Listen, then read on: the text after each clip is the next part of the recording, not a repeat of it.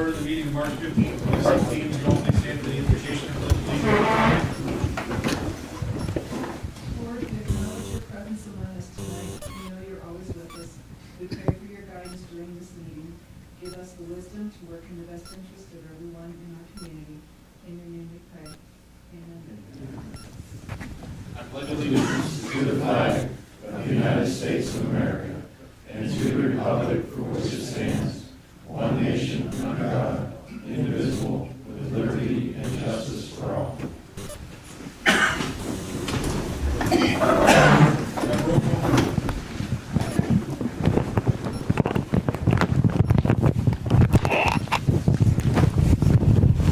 Here. Here. Here. Here.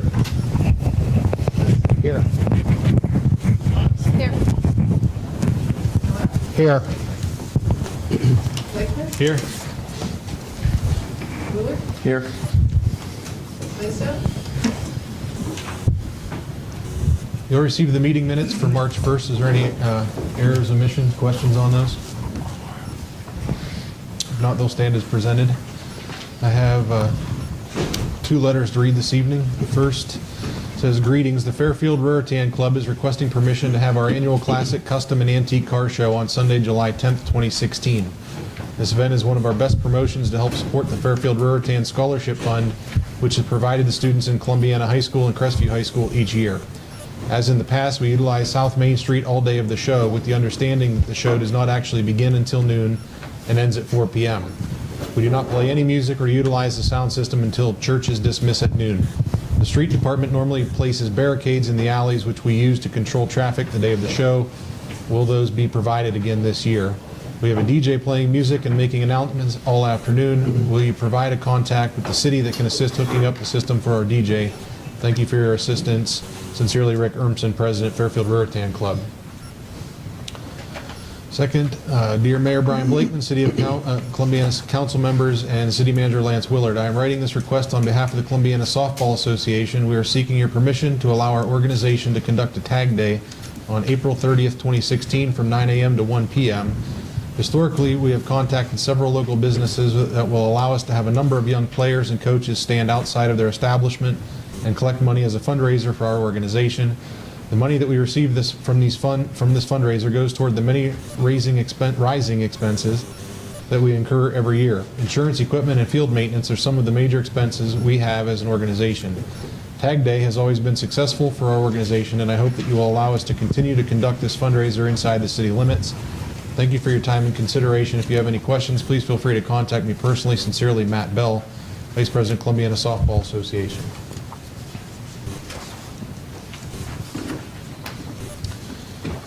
We received reports from the Columbiana Park, Recreation, and Cemetery Board meeting minutes from February 22nd, as well as the Planning Commission meeting minutes of March 8th, 2016. Any comments on those? If not, is there anyone desiring to speak to council this evening? Move right into the manager's report.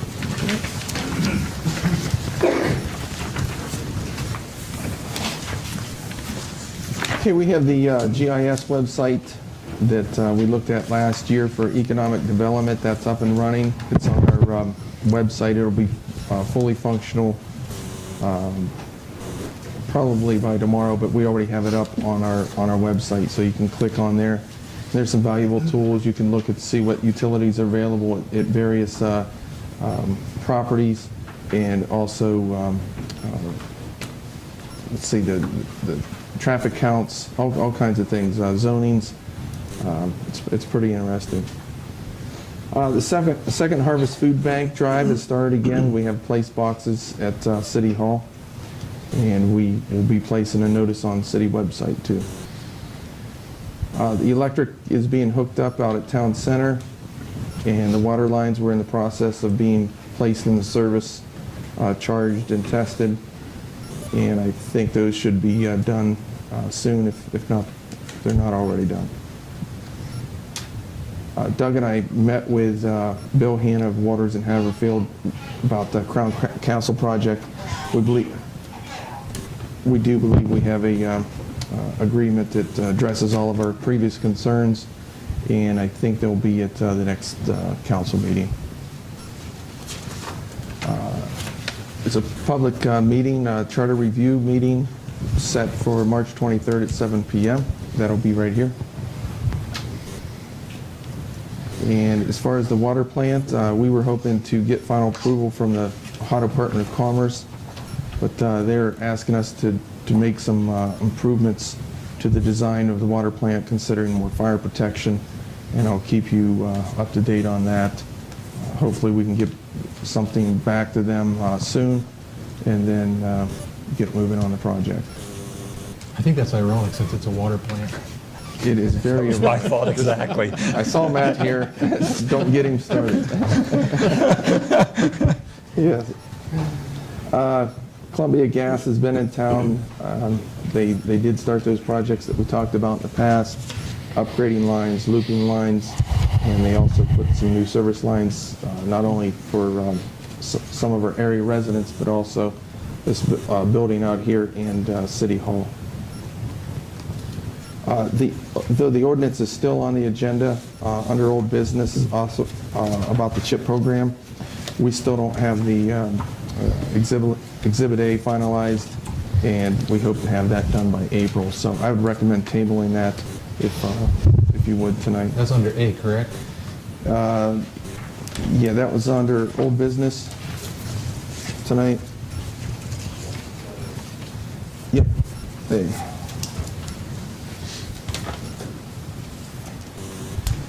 Well, let's see, the electric crew came out at night, performed an LED audit.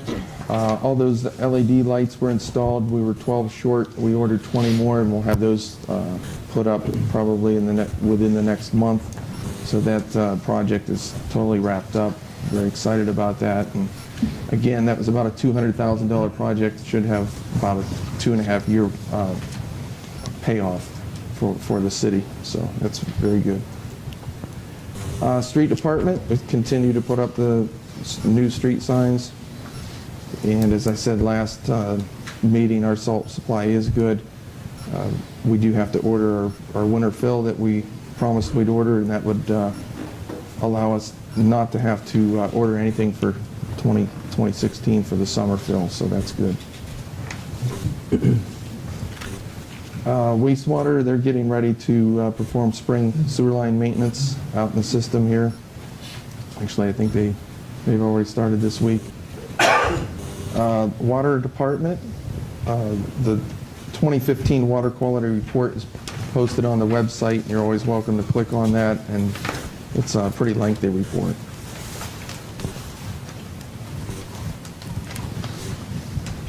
We had a topic last week about the budget as far as the fire department. I did kind of do some research, and it seems that in 2005 the contract moved towards a non-refundable lump sum. The lump sum considered wages, clothing, city overhead, and overall cost per call from the previous year. So for example, considering the fire department's normal operation expenses in 2015, the average cost per call was $630.79.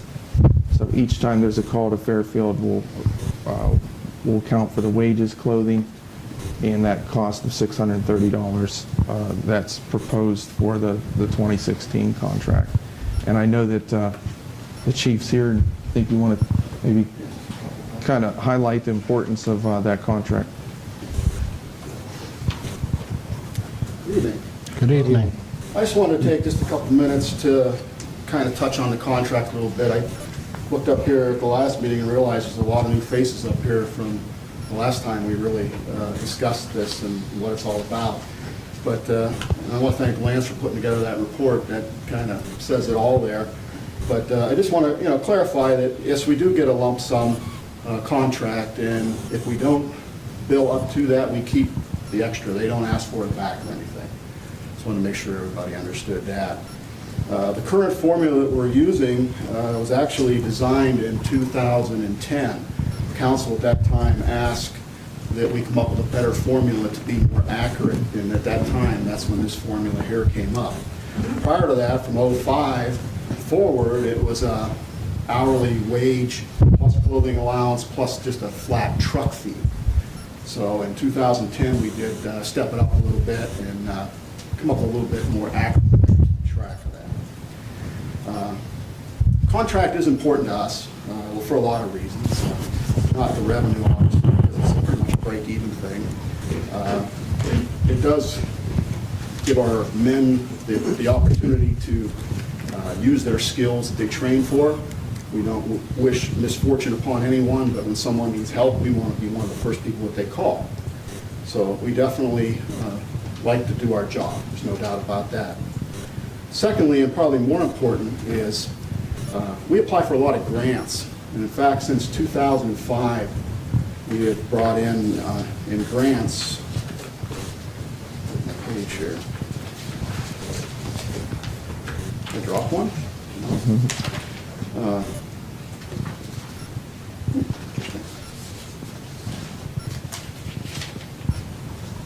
Don't have it with me. Well, I'll go by memory then. We have brought in about $411,000 in grants to the department.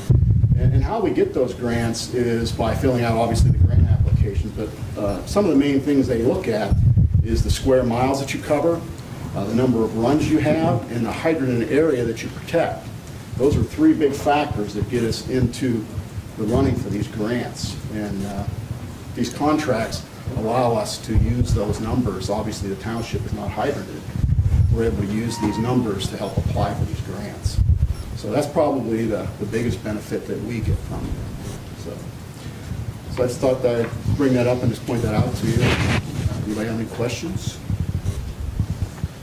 I have one. I mean, I'm all for the contract. I just think from a cost of the contract and what we're charging, if it's a pure break even, and since we came up with that formula in 2010, we didn't have the ladder truck and the costs that we've reinvested back in. And if we're only raising it 3%, and our cost, our budget, 2009, 2010, I think was around 180,000. This year's around 360,000. So that's gone way up more than 3%. But our contract cost is only going up 3%. I'm trying to figure out why we would not want to at least have the increase be proportionate to what our own taxpayers are paying. Well, the only thing I can say to that is all the equipment that we have in the station, we have to have whether we have a township contract or not. Sure.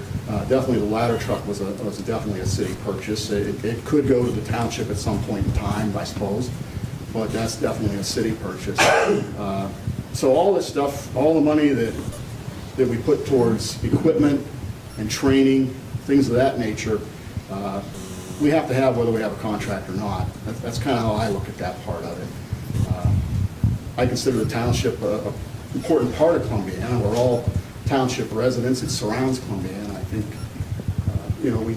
we need to have that contract for that reason. They have a levy just like the city does. It obviously doesn't bring in what the city's levy does, and they distribute that between us, Waterford, and Latonia.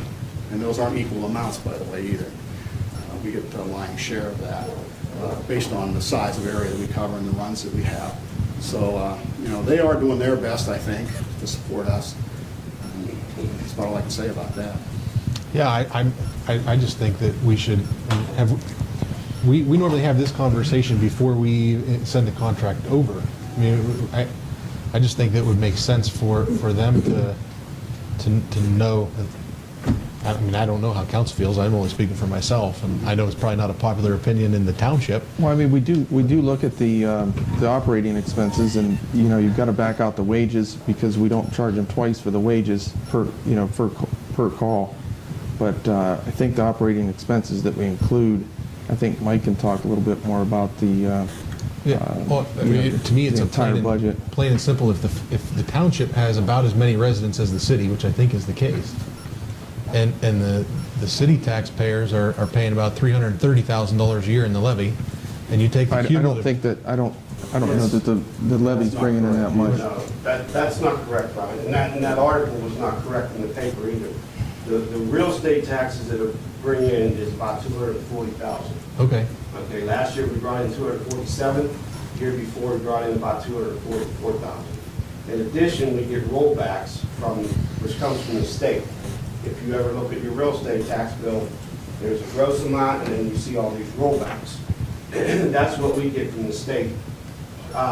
We also get a little bit of money, around $2,000 for trailer tax, and then the additional 49,000 was for the Fairfield contract, and I threw some miscellaneous receipts in there of 10,000, which accounted for the 330,000. So what we get from the residents is about 250. 240,000. So, and if you take, I think, our contract, you said is the lion's share at 50, right, 55? Is that what this is gonna be? 54, 55? This contract would be 49. Okay, so it's not even 50, that's the lion's share. So if you take all three of those, and let's say they're all 50, that's only 150 to our 250 for the same service. I'm not saying we need to do anything now. I mentioned this for the last couple of years. I just think it needs to be on our radar that I wouldn't say that they're any less important, but if we're providing the service and we've decided that this costs us this amount, I just don't understand why it would cost them less. And proportionate. I'm not saying that we need to charge them $250,000 a year, but I think proportionate to what we're doing, it should. If not, we're putting the burden on our residents and giving the full benefit to someone else for less. It just doesn't make sense to me. Well, Arbitrarily, if we just said 75 grand for the fire levy for them, what kind of a reaction would you get from that? well, I mean, is it possible they just go to the other two fire departments and cut us out? I can't answer that, I don't know. but They, you know, they have budget constraints just like we have budget constraints, and I would think that their ability to suddenly, almost double what the existing contract is would be very, very difficult for them to handle, although it's a conversation. I don't think it's something we should arbitrarily do. I think it's a conversation we should have with the trustees rather than... I'm not even saying we should do this tonight. No. I'm just saying that if we're having this discussion now, you would think that a year from now, they could plan for it. Well, yeah, that's true. Yeah, and none of these things, if they don't happen now, won't happen a year from now. So I'm just bringing to someone's attention, if we're having this discussion right now, that a year from now, no one can say, hey, we didn't know about this. So I'm just curious if do they have the ability to cut us out altogether from the... Sure. yeah, absolutely. They do. So I think that's something we... And then we run the other side of it, which is if the other two departments that are handling it, if they have a situation where they need assistance, they're going to call us for assistance, and our fire department will go because that's what they do. I'm not saying we shouldn't help them. Yeah. Please don't get me wrong. I just think that rather than having this discussion with us, we should be having this discussion with them now for next year to come up with a way that Well, I think looking at the formula we're using and deciding whether or not it includes all reasonable costs to the trustees is a good thing to do, and it's probably something we should do over the next year and then bring it up then. that's fair. I just wanted to, you brought that up, I wanted to get that out. That's all I have, Brian. I have one quick question on that. With Columbia Gas, I've seen their work out there, and lots of mud pits. I know it's early in the year to be necessarily planting grass, but are they We will be intending on them come- to make sure that they not only clean up the roads but make sure that they do the proper landscaping and proper repair to the roads too. I mean, they cut across North Vine Street today, so Jesse was twitching all day. Yeah, it's been a little messy with the spots that they've completed, and it doesn't look very finished. So I want to just make sure that gets followed up on. All right. I need a motion to concur with the city manager and the chief of police to appoint Corey Valentine, Andrew Ellis, and Kara Martke to the Columbiana Auxiliary Police Force. So move. I'll second. Chief, you have any comments? Before I started that, I see Sergeant Jim Ewing out here in the audience. Jim just retired. I want to thank him for his service, and be here in not uniform tonight, which is weird to see in a way. But, Jim, appreciate it for all the years of service, and congratulations on your retirement.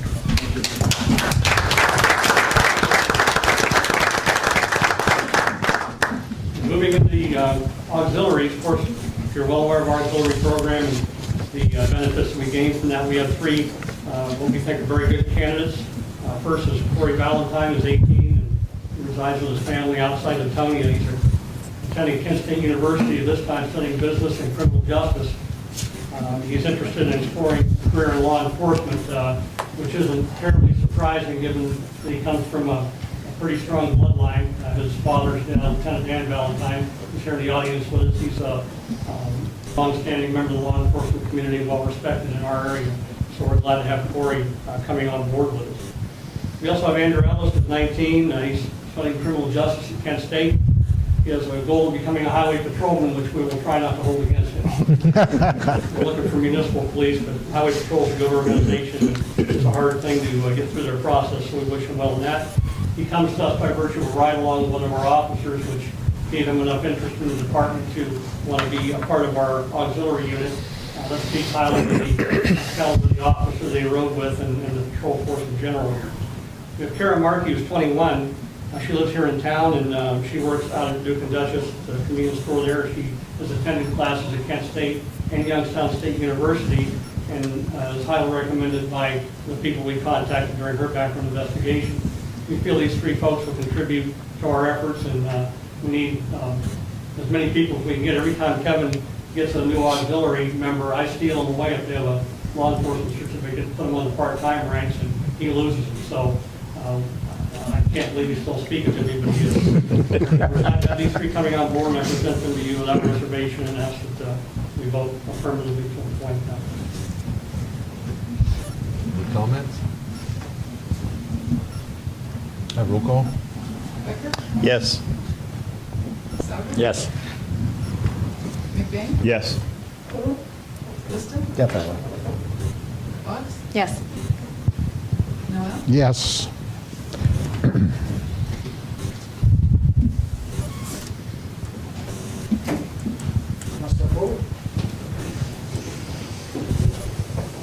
let members want pictures or whatever, help yourself. If you guys want to come up here, you could You too. can come up on the other side or everywhere. Step before the mayor, and I'll stand out here. Step up before the mayor.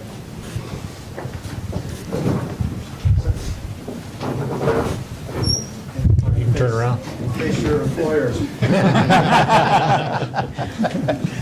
you raise your right hand, please? You solemnly swear that you will support the Constitution of the United States, the Constitution of the State of Ohio, and the Charter and ordinances of the City of Columbiana, and that you will faithfully discharge your duties as Reserve Police Officers Auxiliary Unit, the position to which you have been appointed. If so, say I do. Okay, we're glad to have you.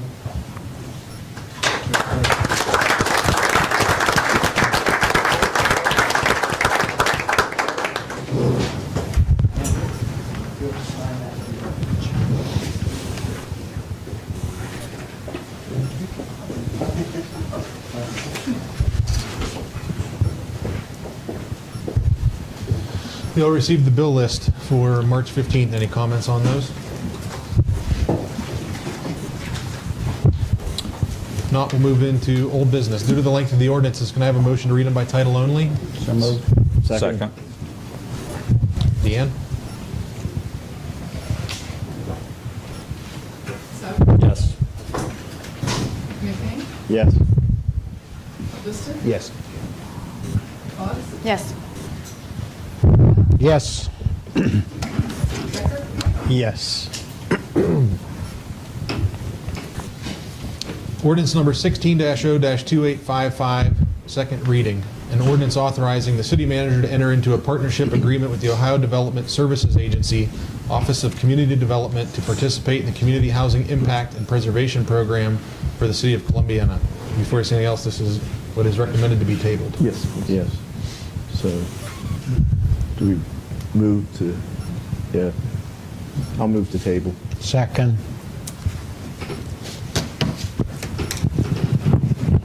Deanne? McBain? Yes. Liston? Yes. Fox? Yes. Noel? Yes. Becker? Yes. Sauer? Yes. Ordinance number 16-0-2856, second reading. An ordinance providing for a contract between the city of Columbiana and Fairfield Township for fire protection for said township. So moved. Second. Any comments? Deanne? Liston? Yes. Fox? Yes. Noel? Yes. Becker? Yes. Sauer? Yes. McBain? Yes. Ordinance number 16-0-2857, second reading. An ordinance to make appropriations for current expenses and other expenditures of the City of Columbiana, State of Ohio for the year 2016 and ending December 31st, 2016. So move. Second. Any comments? I have one comment. There was an item added to the budget. We found out yesterday that the home side of the dugouts at the baseball field needs an emergency repair. The one wall is actually falling in. Terry could probably explain a little better. Obviously, they're not letting the kids in the dugout while there's practice going on, but they're trying to get it fixed as fast as possible because of the upcoming high school season starting soon. So I added $3,000 to the budget under the Firestone Park Renovations and Improvements Fund. That's Fund 408. That's on page 21 of the budget, the long budget. And on the ordinance, I think Rebecca gave you an updated ordinance, and on page 3, it's also on page 3 under the Park and Renovation Improvement Fund of $3,000. I also like to mention that the school district is also paying half. They're going to pay half the expense, and we're going to pay the other half. And the quote was for $4,000, I believe. So I put a little extra in there because sometimes things happen. They get in, they start the project, and they find out they need to do a little bit more. So I threw an extra $1,000 in there. So that's the only change. That's the only change that was added to the budget. I should also note that there was some labor that was going to be donated from that project. Is that true, Terry? Yes. Okay. So that'll be coming to us through the park. We'll find out about that. So. Now, when we do this, does this also include the temporary stuff that we did for the first 3 months of the year? Because it just reads for the year 2016? Or is this just for March 15th through the end of the year? It's basically for the whole year. It's just that we do a temporary budget for the first 3 months to Right. get through the first 3 months, and then the final budget is for basically the whole year. I'm just waiting, so this absorbs that as well? Yes. Okay. Yes, exactly. Just make sure it's not in addition to. No. Just a point of order that, Dan, maybe you can answer for us. Since this is a change in the budget and we passed the previous budget or the documents that we got last meeting, do we need to amend this or can we just simply pass it a second reading? The budget is attached as an amendment, so the ordinance itself would be the same. The passage would be the same. Okay, so we don't need to do an amendment. Okay.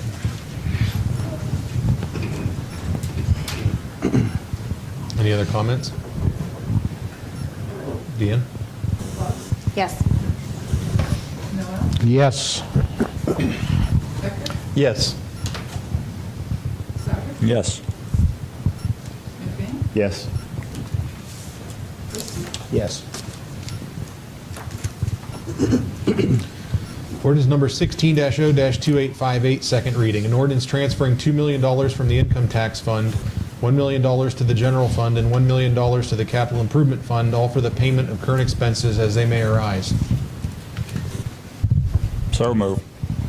Second. Any comments? Roll call, please. Noel? Yes. Becker? Yes. Sauer? Yes. McBain? Yes. Liston? Yes. Fox? Yes. Ordinance number 16-0-2859, second reading. An ordinance transferring $400,000 from the general fund, $130,000 to the cemetery fund, and $185,000 to the park fund, and $85,000 to the police pension fund, all for the payment of current expenses as they may arise. So moved. Second. Any comments? Deanne? Becker? Yes. Yes. McBain? Yes. Liston? Yes.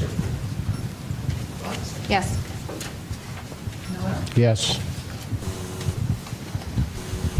Under new business, I need a motion to approve the request from the Fairfield Ruritan Club to hold their annual classic custom and antique car show on Sunday, July 10th, 2016, from 12 to 4 p.m. on South Main Street in the city of Columbiana.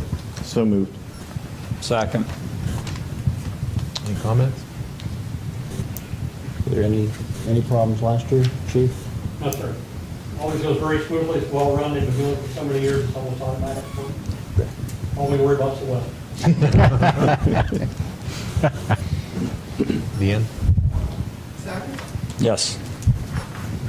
McBain? Yes. Liston? Yes. Fox? Yes. Noel? Yes. Becker? Yes. Next, I need a motion to approve the request from the Columbiana Softball Association to hold a tag day on April 30th, 2016, from 9 a.m. to 1 p.m. in the city of Columbiana. So moved. I'll second. Any comments? Deanne? McBain? Yes. Liston? Yes. Fox? Yes. Noel? Yes. Becker? Yes. Souter? Yes. Council comments? Before you proceed any further, I'm going to retract my opinion on your point of order. I was looking at this as an attachment, it's not. I think your point of order is well taken.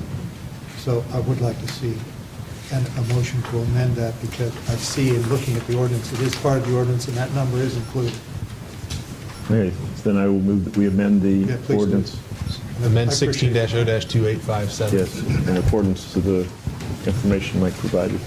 Yeah, we can include $3,000 in section 20. That would be. That wasn't there before.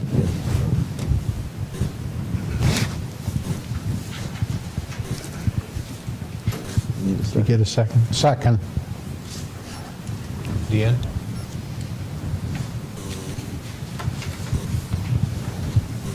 Liston? Yes. Fox? Yes. Noel? Yes. Becker? Yes. Souter? Yes. McBain? Yes. We need another roll call then to approve it as amended. Sorry about that. Okay. Go ahead.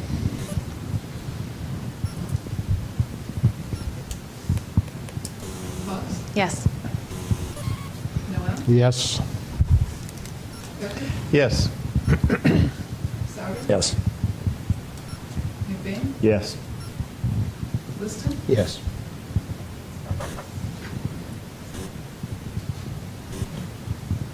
Yeah, I had one thing. I had mentioned in my manager's report, and I don't know why I forgot to talk about it tonight, but some of you were at the planning commission where the, I believe it was the Birdfish Brewery came to town, and they were talking about the Porta John. You know, they're a reputable business, and they're, you know, they're going to put something up nice. Yeah, we discussed like an enclosure. Yeah, an enclosure. And I referenced that in my manager's report telling you about possible legislation. I was not here today, but Dan did bring in some from language to do that. I'm not sure what this does is it would change the Chapter 1044 Streets, Utilities, Public Services Code of Columbiana to amend, basically authorizing temporary conditional use of affirmative vote from a majority of the Planning Commission to allow Porta Johns in such cases. So, you know, I don't know as far as their time frame, did you think that they were I think they're wanting to do it for the next planning commission meeting. next planning commission? I do have this if you, We could either do it now, or you could do it as an emergency at the next meeting, and it would still be okay. That's why I brought it to Lance's attention for tonight, because I happened by happenstance to be at that meeting, and it was mentioned, and I was pretty sure we were on thin ice. And the next day I checked the code, and porta-johns are not allowed in the city except on construction sites and for temporary, special events, when they have to be taken away. So if you don't make this change, that porta-john really can't be used there. And it's a legitimate issue. And the way it was discussed, for anyone that wasn't there, is not just leaving an exposed porta-john there. We had discussed, they're wanting to do the back patio and have concessions, and they wanted to add restrooms. And there's no easy way to do that there, so we suggested maybe an enclosure so that you couldn't see it, didn't look like a porta-john, but physically was, they'd have to still be able to take care of them. That's where that came from.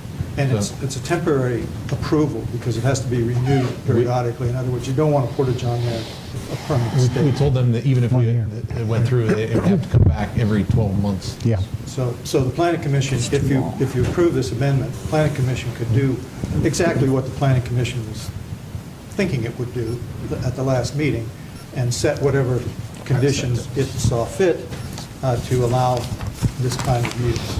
So I don't really think it's an emergency, so I think it would be, if you're inclined to pass it, you could pass it tonight and then think about it, and if you decided to amend it later or to not pass it, you could reject it on the second reading. The verbiage, as I understand it, does not, well, every time this would come up, Yeah, the planning commission has got to approve it. And it's only a site plan review situation. They're not allowed anywhere else in town just because somebody wants to put one up. It would only be in the context of a site plan review and commercial or industrial review. And it would be obviously for very limited uses, and this is just a unique situation in this. But you need to do this, because if you don't do something, what they want to do can't be done. We approved it conditionally based on whether or not council would approve it. So if council wouldn't, they already know it won't be approved. Exactly, but we don't want them to be making their plans and thinking that, I know when they left that night that they thought it would be probably acceptable. Yeah. So I was not at that meeting. What are the exact circumstances of why they can't? There's one Actually- restroom in the whole building. I guess per their license, they had to have one unisex restroom, and it is. And I don't think that they were expecting to have the popularity that they do. So they've said that they're going to start opening on Thursday and Friday nights, hoping that it tapers down how many people are there on any one day.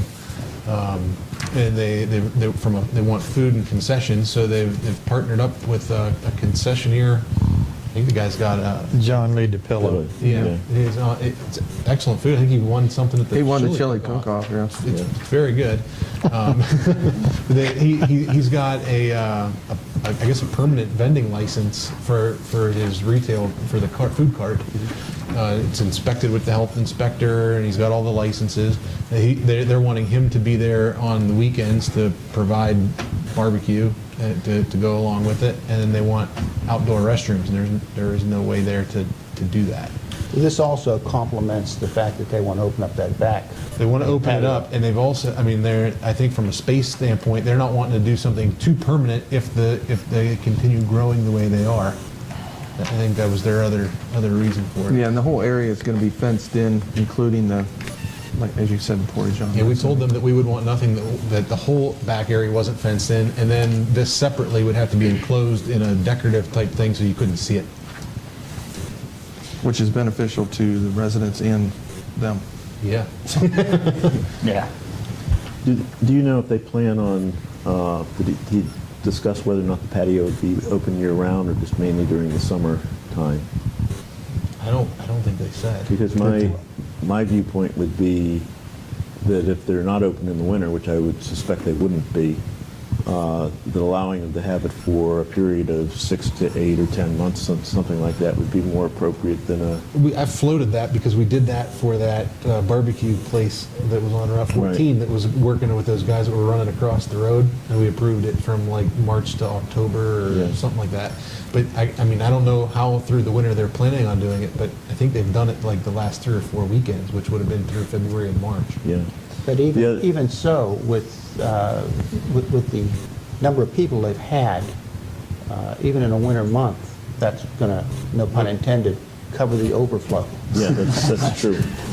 coming out of the building because they only have the one restroom. There have also been porta-johns in the park, at least one, maybe 2. For softball, yeah. So we do have a case where, for at least 3 months, they're sitting there on city property, and I don't think that would work under the ordinance either. I wasn't aware of that, but you're right. So we may want This to look would at this in cover more that, too. detail. But that could, Well, we could still do that through a site plan. I mean, we could tell them Yeah. the ball field we need to. Or we could give the park board permission to approve it. well, that's something you can think about until the next council meeting and make suggestions to Lance. I wasn't aware of that situation. So- I don't. There's only one, isn't there, Terry? Is there more than one in the park? Yeah, Okay. there's one up by the fields by the pond, and then there's one over by the girls softball. Okay. Yeah. It does cover special events, and perhaps the language could be enlarged to suggest special events, including those approved by the park board. Maybe that would Yeah. address that kind of situation, something like that. While we're doing this, then, should we remove this one that talks about a porta-john that's presently located that will be removed by August 13th, 2003? 2002. That's long gone. Right, that's maybe we should remove it. Yeah, that's not, I was only interested in getting the language to you. Sure. For the amendment. Well, maybe we- Yeah, that can be taken care of. We That's could fine. start this by an approval tonight and have a second reading that you could either amend or vote down. That's what I would I suggest. think that's appropriate. Yeah. Yeah, that eliminates this emergency business, which You want is to problematic. read the ordinance by title, Wayne? Yep. An ordinance amending section 1044.10B of chapter 1044 sewers of the streets, utilities, and public services code of the city of Columbiana. So moved. Second. Any further comment? I think a year is long. Personally, I kind of agree with Dick here that, patio season would be, more in line with the way it should be. I don't think a porta-john should be sitting there constantly. I think the planning commission should look at this and consider the comments from council and offer an amendment. I guess we meet Planning Commission before. can put any conditions they'd like on it, Yeah, and this allows for that. okay. I guess we meet again before planning commission will meet again. Yeah. Go ahead. I've been in there a few times, and the porta johns will probably be, they'll probably want to keep them all year. Can't speak for them. There's usually 3, 4, 5 people, guys and girls alike. And I know women would appreciate being able to use the indoor while the guys are playing the ball and going out. That was what they were suggesting. Is, I think, I understand the concern, but they're going to be concealed. I don't see it being as an eyesore. I told him flat out, I didn't want to look at it. I don't want to smell it.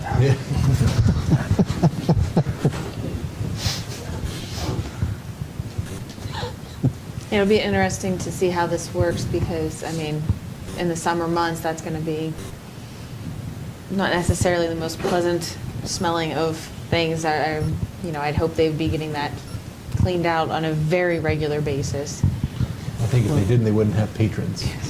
And the new porta-johns aren't that bad either.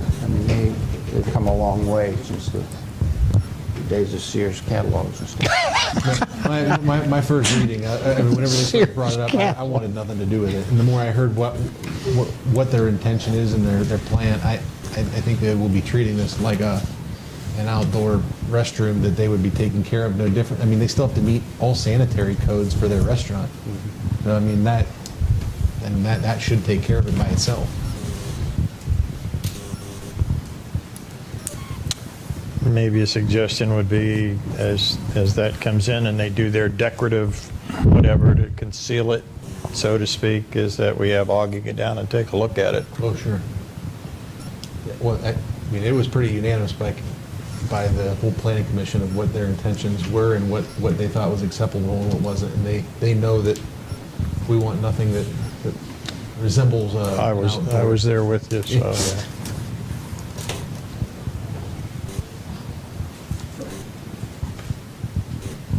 Any other comments? Deanne? I just have one comment. I need a copy of that so people didn't. I'm sorry. No one else? Yes. Becker? Yes. Sauer? Yes. McBain? Yes. Liston? Yes. Fox? Yes. Council comments? It's good to see, I'll jump that then. It's good to see you guys. I've highly recommended that it's good to see your lovely faces, better than once a year. You do such a great job. I mean, I'm out there in the morning when you're out there at 3:30, 4 o'clock with your man, and you know, the water plant's coming, okay? Just don't retire before you get it, okay? And, you know, I mean, if you've ever had a fire, you know, you turn around and you guys are there. I mean, and you've been at my house a couple of times for different situations, and, you know, yeah, we do some great things in this town. I think, you know, you guys should be commended for it. So, and the other one is, as I understand, there's a birthday coming up here. Must be on March 17th. So happy birthday there, Mrs. Sambita Boggs. Thank you.